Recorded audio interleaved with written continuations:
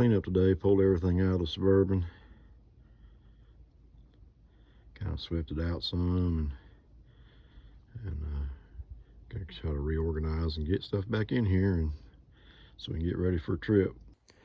So we managed to get a little spring cleaning done this week.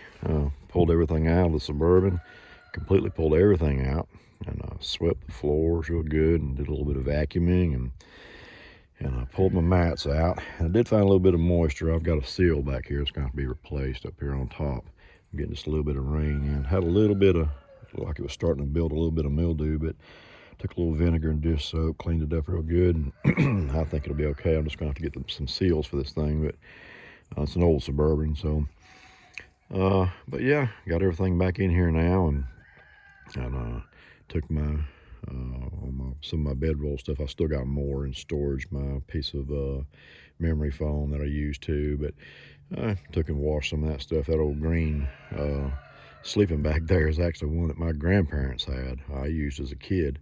That thing is still heavy, and boy, it's a pain to wash in the washing machine too, but it's sitting there behind my pack. But yeah, got everything cleaned out and kind of put back in here a little bit, and of course it always varies, you know, depending on where I'm going, how long I'm going to be, but got everything cleaned out, looking, you know, cleaned up a little bit, a little organized, got some of the junk out of here. Got a little sleeping bag up there that I got from Christmas. Somebody got me one for Christmas here, just a little extra. Ozark Trail one. Yeah, my storage bin here. This carries a lot of my most of my kitchen utensils, and my coffee pots, and just miscellaneous stuff in there, cook pots and stuff like that. Of course, my tackle bag in case I want to go fishing while I'm out. And I toss a lot of stuff down in here. I got a battery pack down in there, and lights, and of course my tripod and junk like that. And actually this, I may end up doing a video on at some point before winter ends here. This is a chargeable electric blanket that my daughter got me for Christmas. I haven't pulled it out and used it yet. Hopefully we'll pull it out and do a nice little video on that sometime. Of course, up there I've got my, that's actually an insulated bag that I use for to store a lot of my food in. Of course, my water and my extra cooler, and an extra sleeping pad. Got a lot of extra stuff in here. This is pretty cool. I've got this is a little quick, I take this lots of times fishing with me, but I use it in camp sometimes too. It's just a quick little pop-up little chair, and it actually has a little, this material here. They've got some of these little strips on the bottom of the feet, so it keeps it from splaying out too far, and it can't break down with you. Of course, my fishing rod, my old nasty hat, I keep it in there. Let's see, this is actually my replica pre-1840s wrought iron camp set. I keep it. This is an old tent bag, I think, or something other. I just use it to keep it in. It works pretty good for me. So Hyper Tough light here. I've had this thing for a few years. I use it in work, what I do daily in my jobs and stuff, and that has actually proved to be a pretty good freaking light. I mean, this uses AA batteries. You know, I got old Dollar General specials in there, but that thing has been, I mean, it's just been a really good light. I use it for camping. You can set it up, you can hang it up. It's got a little place there you can hang up with it. But that's been a really good light. I keep that thing in there all the time. Of course, I got my solar, my little solar lights too. But let's see, this is my, do a quick run through right quick. Let's see, get this off. This is my camp kitchen. Flip it up there. Needs to be touched up, a little bit of paint and stuff, and I need to go through and restock just a bunch of miscellaneous stuff in there that I just kind of threw back in there. But yeah, it's got some plates and just odd and end food and coffee and sugar, and you know, just odd and end foods and stuff just for that quick, quick fix of something to eat. And it's got a nice little surface here that you can prep on, and another little spot up here you can put a few things on. And that's actually a design too. It's an old design from back 1840, somewhere around there. I actually got it from a friend of mine that used to do what do you call it, the rendezvous. Oh, drop that thing. Used to do the rendezvous and they kind of tried to stay pretty period correct, but I put this little latch on. It just helps keep things, if I got it kind of stuffed, it helps keep everything tight and pulled together. But sometimes you'll see I have it at the back.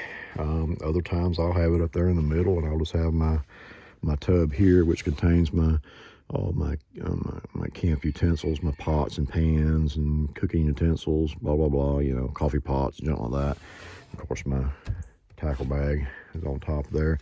And I actually keep, although I do, most of the time I'm pretty minimalist, pretty simple. I don't have a platform in here like a lot of people do. I like to have the headspace. I get a little claustrophobic, so